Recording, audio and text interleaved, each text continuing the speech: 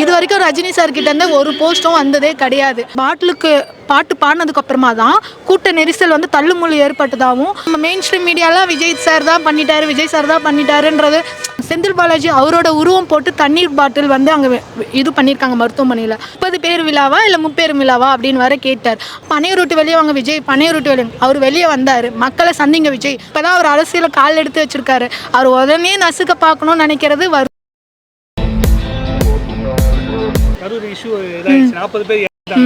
அது வந்து பார்த்தீங்கன்னா எப்படி சொல்கிறது, அது துக்கமான விஷயந்தான். நடந்திருக்கக்கூடாது, யாருக்குமே இந்த மாதிரி அசம்பாவிதம் நடந்துக்கூடாது.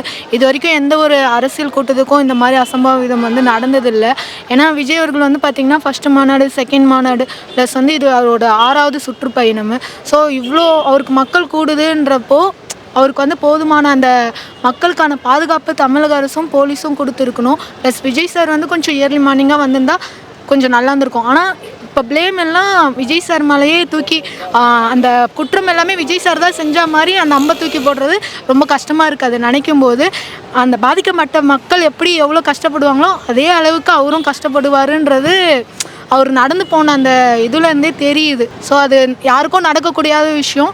இதை வந்து நம்ம ஃபுல் ப்ளேம் அவர் மேலே தூக்கி போடக்கூடாது. இது எல்லாரோட கடமையும். அங்கே வந்து இந்த மக்களுக்கும் இது இருந்திருக்கணும். அவரோட ஃபஸ்ட்டு இதுலேயே அவர் சொல்லிட்டார், இந்த மாதிரி வந்து கர்ப்பிணி பெண்கள், வயது முதியவர்கள், அப்புறம் குழந்தைகள் இவங்களெல்லாம் கூட்டிகிட்டு வராதிங்க அப்படின்னு சொல்லி அவர் இது பண்ணிட்டார். அதே மீறி மக்கள் தன்னெழுச்சியாக வரும்போது அதுக்கான போதிய பாதுகாப்பு வந்து இவங்க தான் கொடுத்துருக்கணும், அரசாங்கம் தான் கொடுத்துருக்கணும். ஏன்னா நேற்று நாமக்கல் வந்து பார்த்திங்கன்னா அவ்வளோ கூட்டம் இருந்தது. ஸோ அந்த கூட்டத்தை பார்த்தப்போ இவர் இங்கே ரீச் ஆகிறதுக்கு லேட் ஆகிடுச்சு. அவர் காலையில் வந்தது வேணால் அவர் லேட்டாக இருக்கலாம். ஆனால் அங்கே அதுக்கப்புறமா அவர் ரீச் ஆனதுக்கு பார்த்திங்கன்னா அங்கே பொதுமக்கள் அவரை வரவேற்ற விடமோ தொண்டர்கள் எல்லாருமே தன்னெழுச்சியாக வந்தது தான் காரணம். ப்ளஸ் அதுக்கப்புறம் வந்து பார்த்திங்கன்னா அங்கே கூட்டம் கூடிடுச்சு எங்கன்னா கரூரில். ஸோ அந்த இடம் வந்து பார்த்திங்கன்னா இவங்க கேட்டது வந்து ரவுண்டானா ஏரியாவில் வந்து கேட்டாங்க. அந்த இதில் வந்து கொடுத்துருக்காங்க. அது வந்து பார்த்திங்கன்னா ஒரு குறுகிய இது தான், 60 அடி சதுர இது தான் இருக்கும். பார்த்திங்கன்னா 4 மணிக்கு முன்னாடி வந்து பார்த்திங்கன்னா அங்கே தடுப்பு சுவர்கள்லாம் இல்லையா, ஒட்டிலாம் வைக்கலையாம். 4 மணிக்கு மேலே தான் தடுப்பு சுவர்லாம் இது பண்ணியிருக்காங்க, அதாவது ஒட்டி இதெல்லாம் வச்சுருக்காங்கன்ட்டு டைம்ஸ் ஆஃப் இந்தியாலேயே அந்த நியூஸ் வந்திருக்கு. ஆனால் நம்ம மெயின் ஸ்ட்ரீம் மீடியாலாம் விஜய் சார் தான் பண்ணிட்டாருன்றது பார்க்கும்போது கஷ்டமாக இருக்குது. அவர் நம்மளுக்காக வந்திருக்காரு. இப்போ இவ்வளோ ப்ளேம் அவர் மேலே தூக்கி இப்போ தான் அவர் அரசியலை கால் எடுத்து வச்சுருக்காரு. அவர் உடனே நசுக்க பார்க்கணும்னு நினைக்கிறது வருத்தமாக இருக்குது. யார் காரணமாக இருப்பாங்கன்னு நினைக்கிறீங்க? நேற்று நடந்த இன்சிடெண்ட் வந்து பார்த்திங்கன்னா ஏதோ ஒரு சம்திங் ஏதோ நடந்திருக்கா மாதிரியே ஒரு ஃபீல் ஆகுது. ஏன்னா அதுக்கு முன்னாடி விஜய் சார் வரதுக்கு முன்னாடி அங்கே கூட்டம் இருந்தது, அதே கூட்டம் இருந்தது.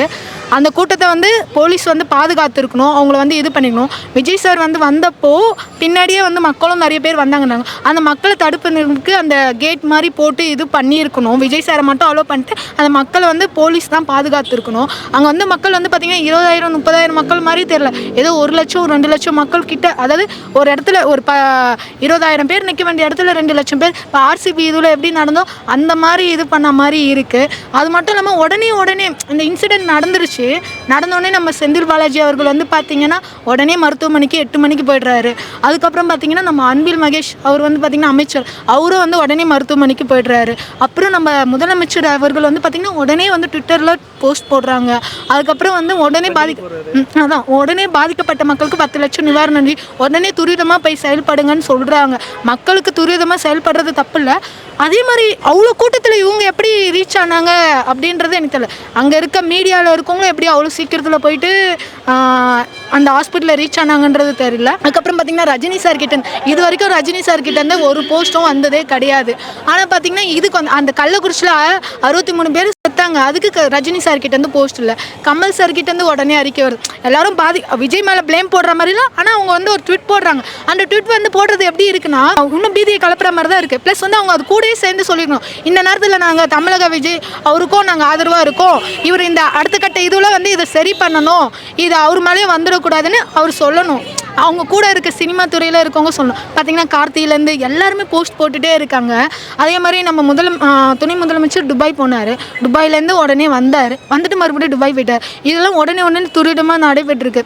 இது கொஞ்சம் ஏதோ சம்திங் ஏதோ நடந்திருக்குமோ, ஏதாவது ஏதாவது சதி பண்ணியிருப்பாங்களோ அப்படின்ற மாதிரி ஃபீல் ஆகுது. ஏன்னா விஜய் வந்து பேச ஆரம்பித்து அந்த பாட்டிலுக்கு பாட்டு பாடினதுக்கு அப்புறமா தான் கூட்ட நெரிசல் வந்து தள்ளுமுள்ளு ஏற்பட்டதாகவும் அந்த ஜென்ரேட்டில் வந்து கரண்ட் ஆஃப் பண்ண அதாவது கரண்ட் வந்து மெயினில் ஆஃப் பண்ணல ஜென்ரேட்டில் ஆஃப் பண்ணாங்கன்ற மாதிரி டைம்ஸ் ஆஃப் இந்தியாவில் வந்திருக்கு. அங்கே வந்து ஒரு குழந்தை காணாமல் போயிருக்கு அந்த இஷ்யூலாம். இது வந்து டைம்ஸ் ஆஃப் இந்தியாவில் ஒருத்தவங்க வந்து பேட்டி கொடுத்துருக்காங்க, அது ஆர்டிக்கலாக வந்திருக்கு. ஆனால் நம்ம மெயின் ஸ்ட்ரீம் மீடியாலையும் ப்ளஸ் நியூஸ் பேப்பர்லேயும் பார்த்தீங்கன்னா விஜய் தான் இதுக்கு காரணன்ற மாதிரி ஃபுல் ப்ளேமையும் தூக்கி அவர் மேலே போடுறாங்க. தப்பு அவர் மேலேயே இருக்குன்னு வச்சுக்கோங்க. ஏன்னா வந்து சீக்கிரமாக வந்திருக்கலாம், சீக்கிரமாக முடிச்சுட்டு போயிருக்கலாம். ஆனால் அந்த ஒரு ப்ராப்ளம் மட்டும்தானே தவிர எல்லா பிளேமையும் அவர் மேலேயே எடுத்து நம்ம போட்டுருக்கூடாதுல்ல. அவர் இப்போ தானே அரசியல் கற்றுக்கிட்டு வராரு, இப்போ தானே இது பண்ணுறாரு, உடனே நசுக்கக்கூடாது. அதுக்கப்புறம் செந்தில் பாலாஜி அவரோட உருவம் போட்டு தண்ணீர் பாட்டில் வந்து அங்கே இது பண்ணியிருக்காங்க மருத்துவமனையில். அதெல்லாம் எப்படி பண்ணாங்க? ஆம்புலன்ஸ் வந்து உடனே வந்து அவரோட இதில் வந்திருக்கு டிஎம்கே ஸ்டிக்கர் போட்டு. அப்புறம் ஒரு இடத்துல வந்து பார்த்திங்கன்னா கண்ணீர் அஞ்சலி போஸ்ட் போட்டு அந்த இது மாதிரி ரெடி பண்ணி வச்சுருக்காங்க. இதெல்லாம் உடனே இந்த மாதிரி இந்த விஷயத்துக்கு இந்த மாதிரி உடனே அப்போ ஏன் கள்ளக்குறிச்சிக்கு நடக்கலை? அதே மாதிரி ஏன் பீச்சில் அந்த ஏர் ஷோ நடந்தப்போ வந்து ஏன் நடக்கலை? இது மக்கள் வைக்கிற கொஸ்டின் தான். ஏன் அந்த மாதிரி நடக்கலை? அந்த 10 ரூபா பாட்டில்னு சொன்ன ஒன்று தான் அதில் வந்து பார்த்திங்கன்னா இவ்வளோ அவர் வந்து இது வந்து ஃபஸ்ட்டு இது கிடையாது, சுற்றுப்பயணம் கிடையாது, ஃபஸ்ட்டு மாநாடும் கிடையாது. அவர் ஆல்ரெடி 2 மாநாடு கூட்டியிருக்காரு. அதே மாதிரி பார்த்தீங்கன்னா திருவாரூர் 5 இடம் போயிட்டு வந்துட்டார், நாமக்கல் வரைக்கும் சேர்த்து. நேற்று நாமக்கல்லேயே அவளுக்கு கூட்டம் வந்திருக்கு. ஸோ அதுக்கப்புறமா ஈவினிங் மேலே லேட் ஆகுதுன்னா அப்போ யார் பாதுகாப்பு கொடுக்கணும்? காவல்துறையும் தமிழக அரசு தானே. அங்கே இருக்கவங்க வந்து பார்த்திங்கன்னா டிவிகேயில் இருக்கவங்க மட்டுமா அங்கே இருந்திருக்காங்க. நார்மலான பொதுமக்களும் தானே அங்கே போய் விஜயை போய் பார்க்க போயிருக்காங்க. அவர் என்ன பேசுகிறாரு, என்ன மாற்றத்தை கொண்டு வர போகிறாரு அதை பார்க்கணும் தானே போயிருக்காரு. ஸோ பாதுகாப்பு கொடுக்க வேண்டியது இவங்களோட கடமை தானே. இதெல்லாம் பார்க்கும்போது கொஞ்சம் ஏதோ சம்திங் ஏதோ நடந்திருக்குமோ, ஏதாவது அசம்பாவிதம் வேணுமுனே பண்ண மாதிரி இருக்கோ அப்படின்ற மாதிரியும் மக்களுக்கு டவுட் வருது. ஏன்னா வந்து போன வாரம் தான் வந்து கரூரில் வந்து அந்த இந்த முப்பேரும் விழா நடந்தது. அது வரை விஜய் வந்து 30 பேர் விழாவா இல்லை முப்பேரும் விழாவா அப்படின்னு வர கேட்டார். அந்த பாட்டு பாட ஆரம்பிச்சதுக்கு அப்புறமா தான் செருப்பை தூக்கி அடித்தாங்க. அதுக்கு முன்னாடி எத்தனையோ இதுக்கு போனார், செருப்பு அங்கெல்லாம் விழா. அப்போ கரூருக்குன்னு வந்தப்போ தான் உயிர் பாதிப்பு வந்திருக்கு. கரூருக்கு வந்தப்போ தான் செருப்பை தூக்கி அடிச்சிருக்காங்க. கரூருக்கு வந்ததுனால இந்த கூட்ட நெரிசல் இத்தனை இதில் எவ்வளோ கூட்ட நெரிசல் வந்திருக்கு நீங்களே பார்த்துருப்பீங்க. மக்கள் எவ்வளோ தன்னெழுச்சியாக வந்தாங்கன்னு பார்த்துருக்கீங்க. வழி நின்னுங்க வந்திருக்காங்க. அப்போது அங்கெல்லாம் நடக்காத அசம்பாவிதம் இங்கே மட்டும் நடைபெறுதுன்னா அப்போ எல்லாருக்கும் கொஞ்சம் டவுட் வரதானே செய்யும். இது யாரோட இது? உடனே எல்லாரும் செயல்படுறாங்க. அது எப்படி இதுவும் செயல்படுறாங்கன்றது தெரியல. ஸோ மா சுப்பிரமணியம் உடனே போகிறாங்க, அதெல்லாம் நல்ல விஷயந்தான். போய் மக்களை பார்த்து அவங்களுக்கு ஆறுதல் சொல்கிறதெல்லாம் நல்ல விஷயந்தான். இல்லை இன்னொன்று நீங்களாம் போகிறீங்கல்ல, அது மாதிரி அவரையும் போக அலோவ் பண்ணியிருக்கணும், விஜய் அவர்களையும் போக அலோவ் பண்ணியிருக்கணும்.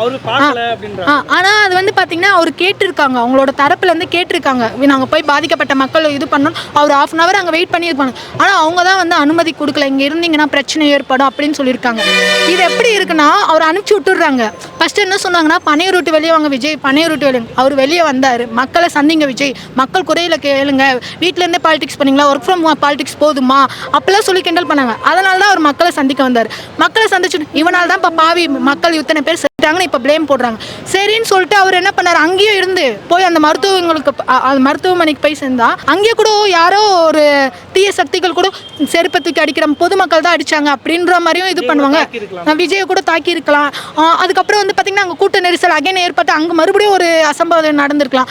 அதனால விஜய் வந்து அவர் போயிட்டாரு, வீட்டுக்கு போயிட்டாரு. பாதிக்கப்பட்ட மக்களுக்கு எவ்வளோ வலி இருக்குமோ அதே வலி அவருக்கும் இருக்கும். இப்போதான் நம்ம கட்சி ஆரம்பிச்சு உடனே நம்மளை இப்படி நசுக்க பார்க்குறாங்க, உடனே இப்படியா இருக்கு, இப்படி 40 உயிர்கள் மாதிரி நம்ம காரணமாயிட்டுமே அந்த கூட்டம் இவருக்காக தானே. அப்போ அந்த மன வருத்தம் இருக்கும், மன வலி இருக்கும்ல. நம்மளால ஒரு ஆம்புலன்ஸ் பார்த்தாலே நம்ம உடனே விடுறோம். ஆம்புலன்ஸ் வந்து எதுக்காக இது பண்ண, உயிரை காக்கிறதுக்காக. ஆனால் நேற்று வந்து எதுக்காக 4 ஆம்புலன்ஸ் வந்து அந்த 4 ஆம்புலன்ஸ் வந்து எதுக்கு வந்ததுன்னே தெரியல. ஃபர்ஸ்ட்டு நம்ம கொடி போட்டு போகுதுன்னு சொல்லிட்டு அந்த 4 ஆம்புலன்ஸ் எதுக்கு வந்ததுன்னு தெரியல.